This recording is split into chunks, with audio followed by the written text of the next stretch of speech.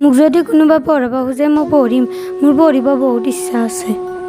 হয়, মই পঢ়িব ইচ্ছা আছে। মোক যদি কোনোবা পঢ়ায় মই পঢ়িম, স্কুলত নামটো লগাই দিয়ে যদি। হয়, মোৰো পঢ়িব খুব মন আছিল, কিন্তু ঘৰৰ পৰিস্থিতি চাই পঢ়িব নোৱাৰিলোঁ। কোনোবাই যদি মোক আকৌ নাম লগাই দিয়ে বা মোৰ ভণ্টি ভাইটিকো নাম লগাই দিয়ে, শুব বিচনা নাই, মাটিতে শুওঁ।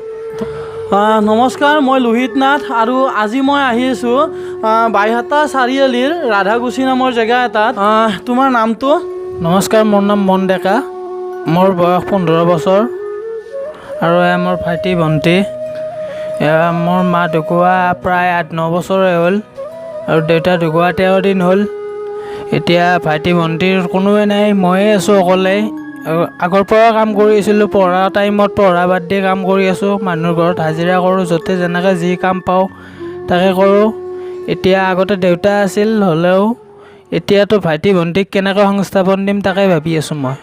সিও নাবালক হয়, কাৰণ যিহেতুকে 15 বছৰ হৈছে, কিন্তু 15 বছৰ বয়সতো এতিয়া ঘৰ চলোৱা দায়িত্ব ল'বৰ কাৰণে বাধ্যত পৰিছে আৰু সি হাজিৰা কৰা বা একো কামৰ প্ৰতি এলাহ নকৰে, তেনেকৈ কৰি পেলাই ঘৰখন চলাই আছে। মোক যদি কোনোবা পঢ়াব খোজে মই পঢ়িম, মোৰ পঢ়িব বহুত ইচ্ছা আছে। হয়, মই পঢ়িব ইচ্ছা আছে। মোক যদি কোনোবা পঢ়ায় মই পঢ়িম, স্কুলত নামটো লগাই দিয়ে যদি। হয়, মোৰো পঢ়িব খুব মন আছিল, কিন্তু ঘৰৰ পৰিস্থিতি চাই পঢ়িব নোৱাৰিলোঁ। কোনোবাই যদি মোক আকৌ নাম লগাই দিয়ে বা মোৰ ভণ্টি ভাইটিকো নাম লগাই দিয়ে, তেতিয়াহ'লে আমি সুখী হ'ম। পঢ়িব বহুত মন আছে, কিন্তু পঢ়িব পৰা নাই। কোনোবাই যদি দোকান চোকানো কিবা কৰি দিয়ে, দোকান চলাই হ'লেও মই পঢ়িম, মোৰ পঢ়িব বহুত মন আছে। এওঁলোকৰ পঢ়িবলৈ বহুত ইচ্ছা আছে আৰু যদিহে কোনোবাই সহায় কৰে, স্কুলত যোৱাৰ পৰা আদি কৰি কাপোৰ কানিৰ পৰা আদি কৰি বহুতখিনি অসুবিধা থাকে। যদি কোনোবাই মানে তেওঁলোকক সহায় কৰাৰ কাৰণে আগবাঢ়ি আহে, স্ক্ৰীণৰ সন্মুখতে ফোন নম্বৰ দিয়া থাকিব, একাউণ্ট নম্বৰ দিয়া থাকিব, কথা পাতি ল'ব। আৰু বাইহাটা চাৰিআলিৰ পৰা বেছি দূৰ নহয়, 2-3 কিলোমিটাৰমান হ'ব। গাঁওখনৰ নাম কি আছিলে তোমাৰ? এইখিনি ৰাধাকুছি। এইখিনিক ৰাধাকুছি বুলি কয়, বেছি দূৰ নহয়, বাইহাটা চাৰিআলিৰ পৰা একদম খুব ওচৰ হয়। আপোনালোকে দেখিছে এয়া ঘৰৰ মুধজ হয়, এই ঘৰৰ মুধজ হয়।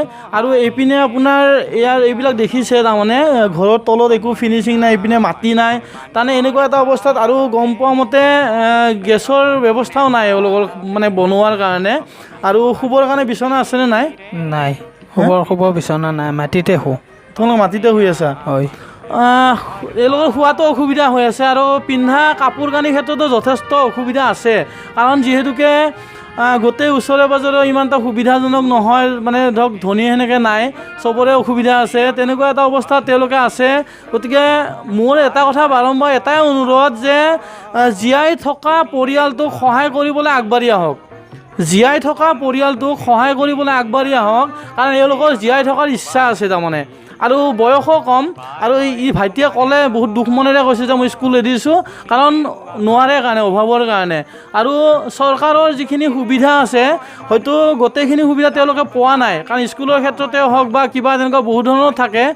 ঘৰটো পাইছিলে, কিন্তু ঘৰটো তেওঁলোকে কমপ্লিট কৰিব নোৱাৰিলে, কাৰণ ঘৰটো বনাই থকা অৱস্থাত দেউতাকৰ মানে বেমাৰ হৈ পেলাই অপাৰেশ্যনৰ নামত যি পইচা অলপ আছিলে খৰচ হ'ল।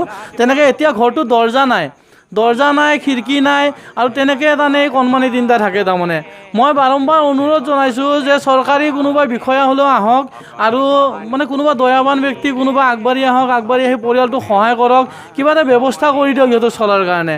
সেইখিনিয়ে মোৰ ক'ব লগা আছিলে। আৰু হয়, আমাৰ পঢ়িব খুব ইচ্ছা আছে।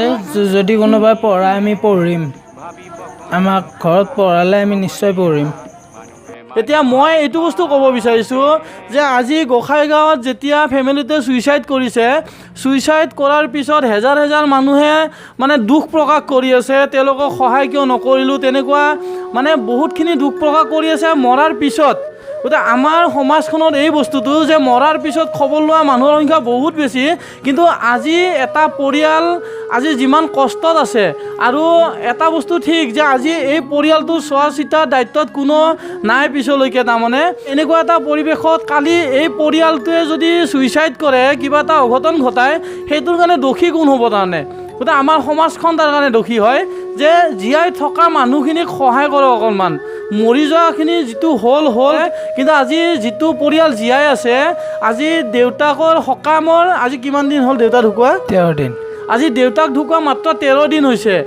যে তিনিজনে একেলগে থাকক এনেকৈ, তিনিজনে একেলগে থাকক আৰু ইয়াতে ধৰক কোনোবা এটা যদি চলিব পৰা কিবা দোকান চোকান তেনেকুৱা কিবা এটা ব্যৱস্থা কৰি দিয়া হয় বা চৰকাৰী যদি আঁচনিৰ পৰা ইহঁতক পঢ়োৱাৰ দায়িত্ব লোৱা হয় হয়তো ইয়াতে থাকি সিহঁতে পঢ়া শুনা কৰিব পাৰিব তেনেকুৱা ধৰণৰ কিছুমান বস্তু যদি আছে মই গুৱাহাটীৰ পৰা আহিছোঁ আৰু আহি পেলাই যেতিয়া ধৰক গোটেই পৰিৱেশটো দেখিলোঁ বহুত বেয়া লাগিছে আৰু মই আৰ্থিকভাৱে মই দুৰ্বল হয় তেনেকুৱা এটা অৱস্থাত অকণমান মোৰ ফালৰ পৰা মই আৰ্থিকভাৱে কিবা এটা সহায় কৰিব বিচাৰিছোঁ আৰু আপোনালোকে প্ৰতিজন মানুহ আগবাঢ়ি আহক এনেকৈ সহায় কৰিবলৈ যাতে তেওঁলোকে আহি থকা দিনখিনি খুব ভালদৰে পাৰ কৰিব পাৰে কাৰণ তেওঁলোকৰ ভৱিষ্যত এটা আছে আগত আৰু পঢ়িব বিচাৰে আজি ছোৱালীজনীয়ে হওক বা ল'ৰাজনীয়ে স্কুল এৰিছে সেইটো শুনিবলৈ বহুত বেয়া লাগে কিন্তু তথাপি দুজনজন ল'ৰাই স্কুল এৰিছে তাৰমানে আৰু ছোৱালীজনীকো পঢ়াব সিহঁতে কিমানখিনি পাৰিব এতিয়া সম্ভৱ নহয় অকলে কিন্তু আপোনালোকে যদি কোনোবা আগবাঢ়ি আহে আৰু মোৰ ফালৰ পৰা অকণমান মই এইখিনি আৰ্থিকভাৱে কিবা এটা হেৰি কৰিছোঁ মই আৰু তেনেকৈ আপোনালোকেও আগবাঢ়ি আহক হয় লুইদা গুৱাহাটীৰ পৰা আহি আমাক ইমানখিনি সহায় কৰিলে আমাৰ খবৰ ল'ব অহাৰ বাবে আপোনাক খুব ধন্যবাদ জনাইছোঁ